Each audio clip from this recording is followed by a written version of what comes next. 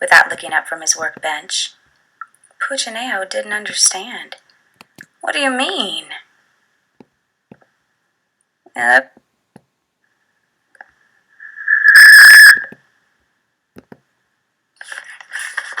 If Only I Had a Green Nose by Max Lucado. Illustrated by Sergio Martinez.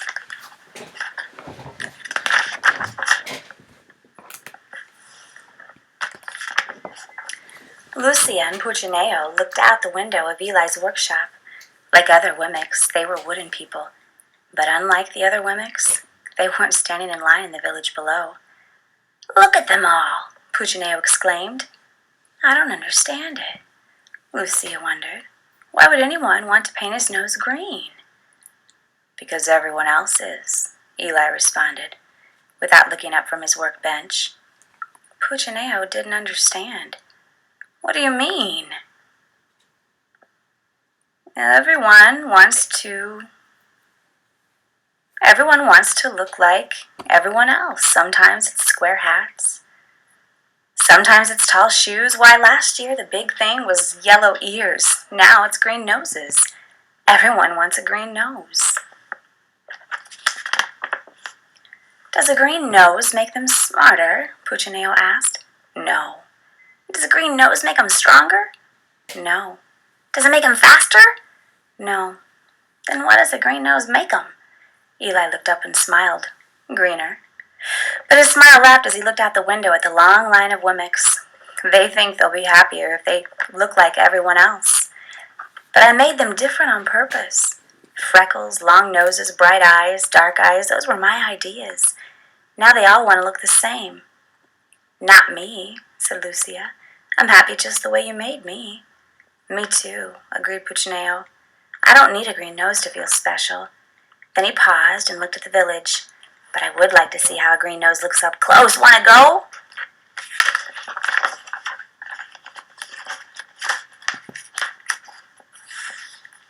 Eli smiled as the two stood to leave.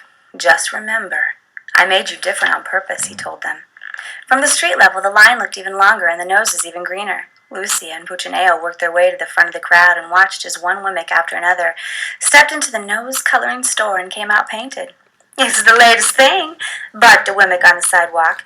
"Don't be the only Wemmick with a plain nose." "Who is that?" asked Puccinello. Lucia shrugged. "I don't know." "Why, that's Mr. Willie Whiffet," volunteered a Wemmick from behind them.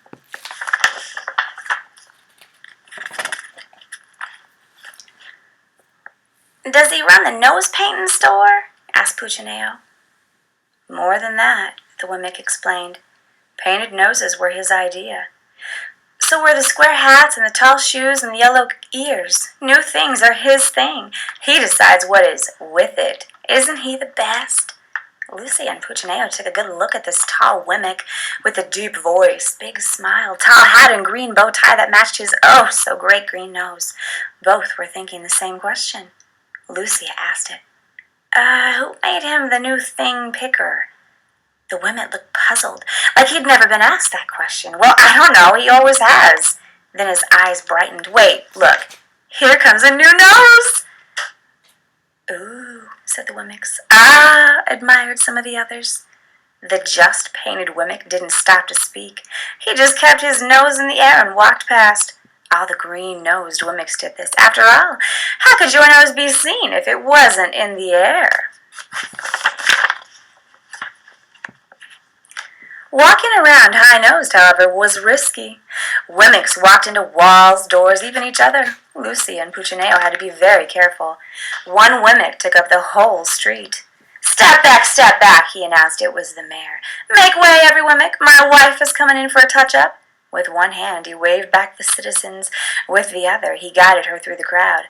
"Horrible, just horrible," she cried, covering her nose with both hands. "I chipped some paint when I bumped into a tree. Now the real me is showing. Horrible, just horrible."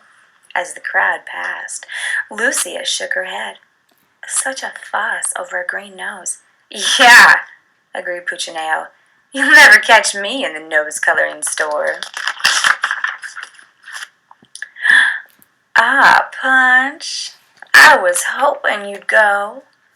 Puccinello recognized the voice immediately. Twiggy? He turned and looked at the wide-eyed, sweet-smiling Wemmick. His ears began to turn red. They always did when she was around. He reached up and covered him. Why don't you paint your nose, Punch? I painted mine. Everyone else is painting theirs. Besides, you look great in green.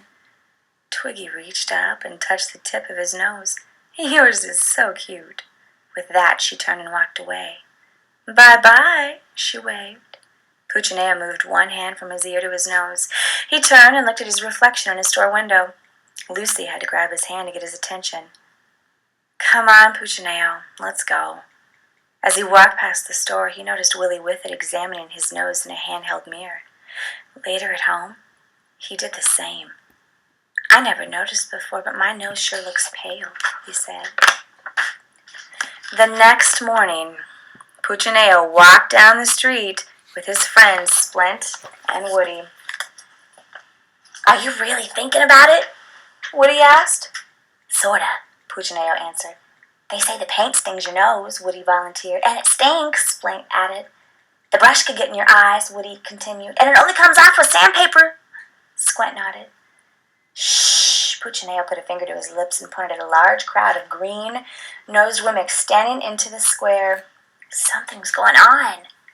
The mayor was standing on a platform. His wife, nose freshly painted, of course, and Willie Whiffet were on either side of him. Welcome, one and all, to the first meeting of the Nosy Wemmicks Club, he announced. Your glistening green sets you apart as a Whiffet Wemmick. As if on cue, Wemmicks began stroking their noses. You are classy, you are keen, you are awesome, you are green. Proud of his poetry, the mayor smiled and the Wemmicks applauded. Wheel it all to Willie Whiffet, he shouted over the noise. The pioneer of the painted snout. Everyone applauded even louder. People love me because of you, shouted one.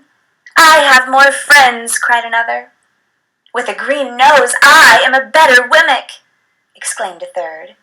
The mayor hung a medal around the neck of Willie Whiffet. You have changed the face of Wemmicksville. We salute your brilliance. Without you, we'd all look...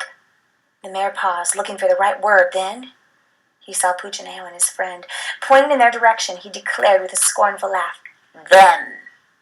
Everyone else laughed too. Puccinello and his two friends lowered their heads and covered their noses. Let's hear it for Willie Whiffet, shouted the mayor, the Wemmick who discovered the cure for the common nose. As the townspeople shouted and applauded, Woody, Splint, and Puccinello quickly turned and walked away. They didn't stop until they stood in front of the nose-coloring shop. Within a matter of minutes, all three were painted and walking down Wemmick Lane. Hey, Puccinello, asked Splint, pushing his nose upward. Am I doing it right? Puccinello didn't look. I can't see you, Splint. If I turn, my nose won't be in the air. Whew, this one is tough, Woody added. Not only do you have to get painted, but you have to walk weird, too. Yeah, but doesn't it feel great to be with it? Puccinello asked, and for a few days it did. They hung out with the other green noses, made weekly visits to the nose-a-curist for a nose-a-polish. They bought nose gloves for cold days and nose-brellas for rainy ones. All three read Willie Whiffet's new book, Winter by a Nose. Most of all, they enjoyed looking down their noses at the unpainted Wemmicks. One day, when they were feeling especially smug... Oops. Oh, come back. Hold on, sorry. One day, when they were feeling especially smug, Splint said to Puccinello, I just can't imagine who wouldn't have a green nose. Puccinello agreed. Anyone with a green nose is so... So what? A voice interrupted. It was Lucia. Puccinello was embarrassed. I haven't seen you in a while, he said. You haven't seen anyone in a while, she said, except yourself. He started to speak but didn't. He was bothered by what she said, and he was even more bothered by what he saw. He saw it the next morning as the three were walking into Wemmicksville. Standing on the other side of the road was a Wemmick with a red nose. He needs to get with it, they said to each other. But then they saw another Wemmick, also with a red nose. Then a third and a fourth. By the time they were in the village, they were surrounded by red-nosed Wemmicks, and those whose noses weren't red were in line to have them painted. "Step right up," shouted Willie Whippet from the steps of his store. "Green noses are out and red noses are in." "But we just got our noses painted green," they told him. "No problem," he replied. "Our red will cover the green. Step right up and get in style." The three friends looked at each other sadly. "We thought we were in style," Woody moaned. What could they do but stand in line and have their noses painted red? For a few days they fitted in until one morning they saw a blue-nosed Wemmick. "Oh no," they said to each other again. "Not again," so they changed colors. But it was only a short time until blue noses were out and pink noses were, and then pink was out and yellow was in, and then yellow was out and orange was in.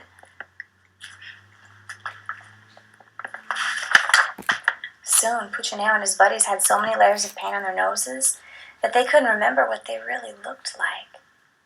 "This has to be the final color," they said the day they walked out with orange noses.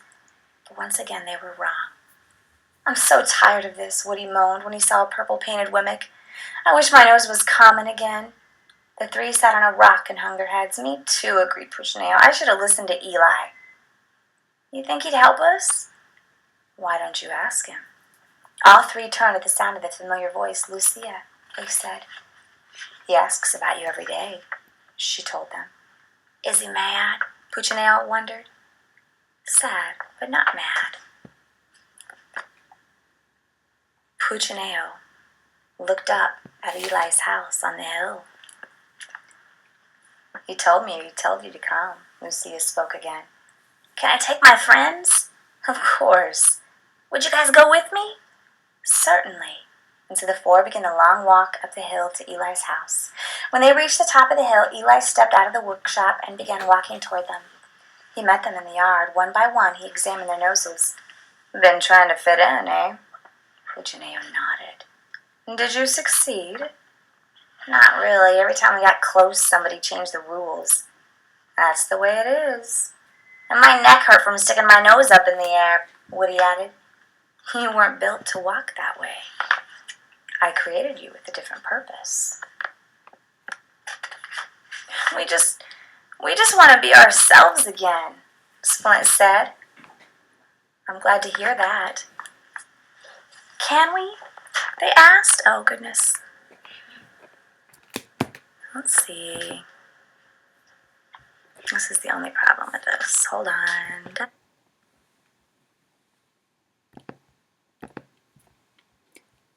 "We just want to be ourselves again," Splint said. "I'm glad to hear that." "Can we?" they asked. "Of course you can," Eli replied. "I'll always help you be who I made you to be." Then he reached in his pocket and pulled out a piece of sandpaper. "But it's going to take some time." And so Puccinello and his friends followed their maker into his workshop, where he spent the rest of the day removing the paint. It hurt to be sanded, but it was worth it to be normal again. The end.